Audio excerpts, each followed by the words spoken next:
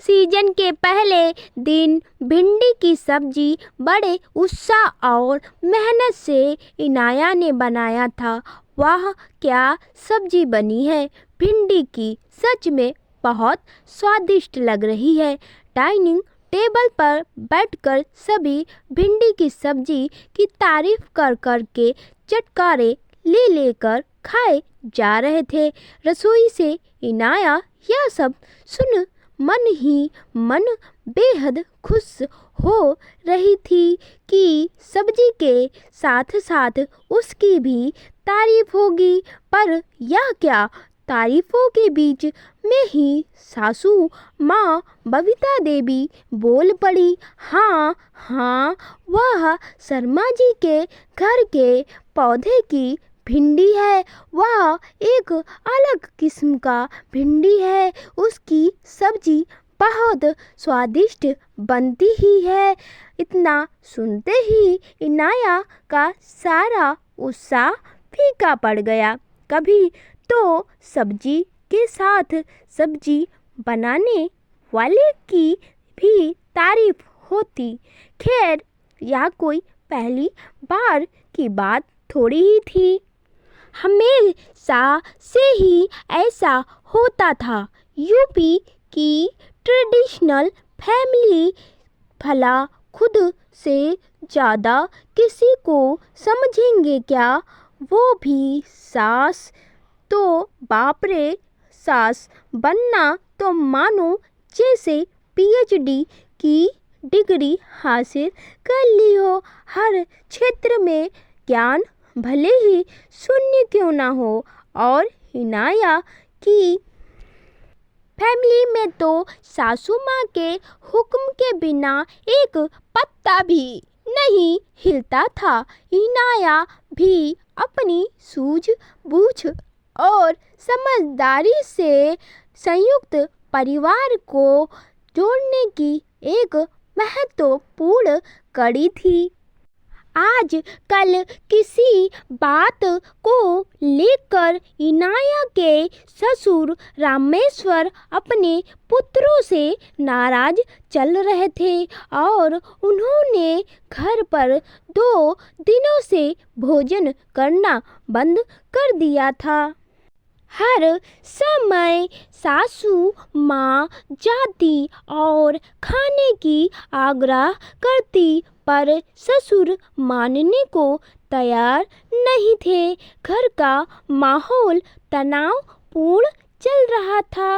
अंततः ने इनाया हिम्मत करके खुद बात करने की सोची। यह उसके लिए बड़े साहस का काम था, क्योंकि बहू का उनके घर में स्थान नगण्य था। फिर भी उसने धीरे से ससुर के समक्ष जाकर कहा, पिताजी चाय लेकर आती हूँ। रामेश्वर जी के द्वारा कोई जवाब न मिलने से उसकी थोड़ी हिम्मत बढ़ी।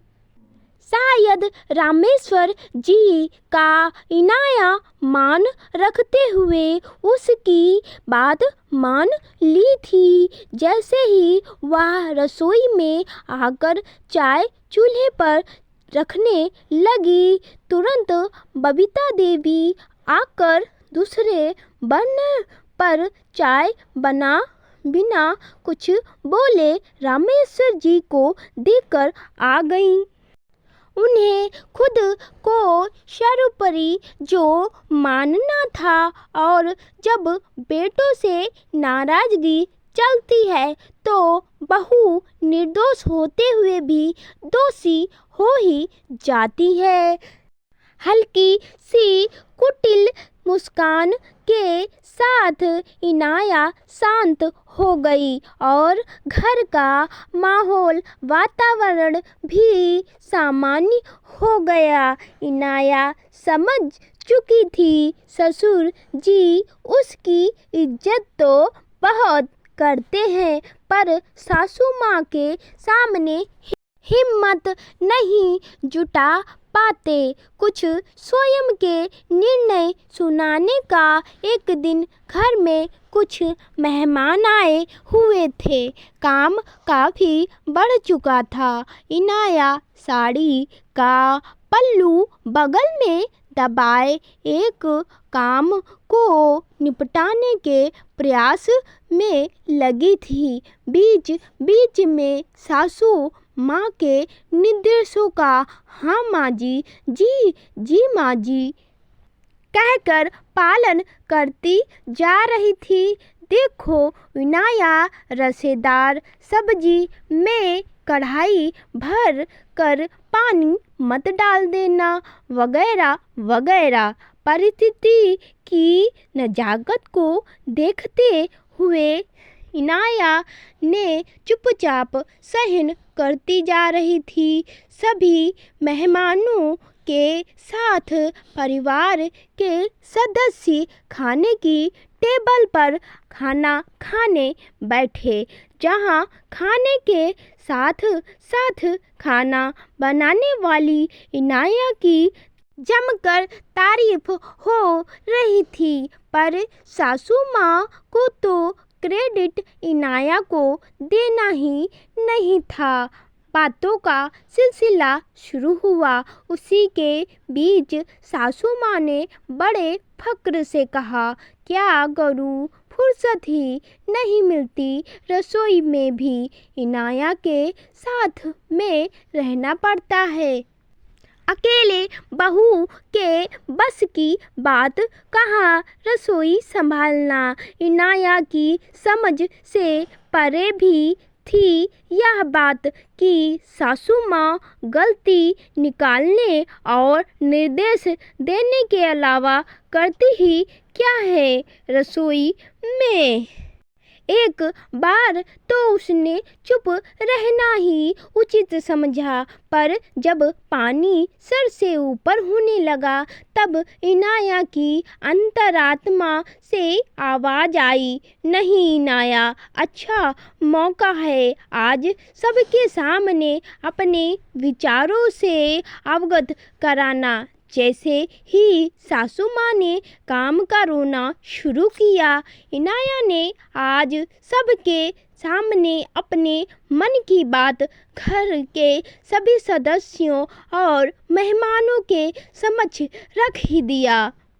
अरे माँ जी, अब आप बिल्कुल चिंता मत करिए। रसोई की सारी जिम्मेदारी मुझे सौंप दें। आप ही की बहू हूँ ना माँ जी, आपको कभी शिकायत का मौका नहीं दूंगी। बस आप मुझे अपने ढंग से घर और रसोई चलाने की अनुमति दे और निश्चित होकर अपनी जिंदगी का आनंद ले। एक बार मुझ पर विश्वास करके तो देखें माँ जी। बच्चों, मेहमानों के और रामेश्वर जी ने भी इनाया का साथ देकर कहा, बहू इनाया बिल्कुल ठीक कह रही है। आप तो अपनी लाइफ एंजॉय करो।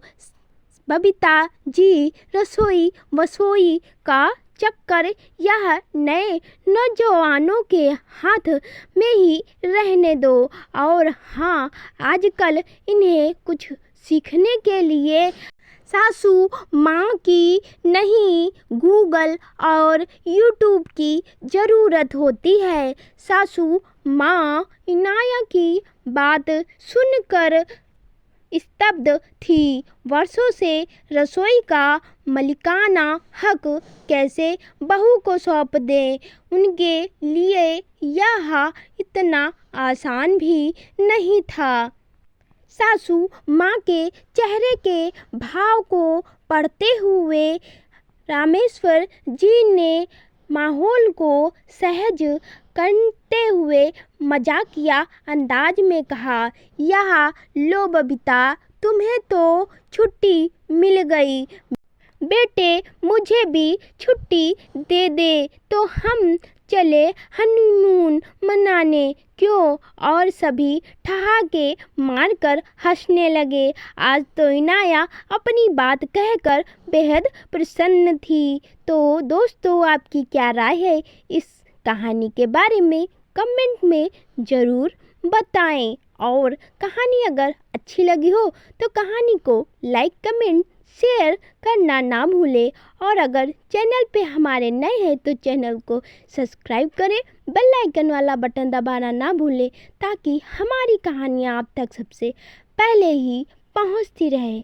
यहाँ तक बने रहने के लिए आपका बहुत बहुत दिल से धन्यवाद।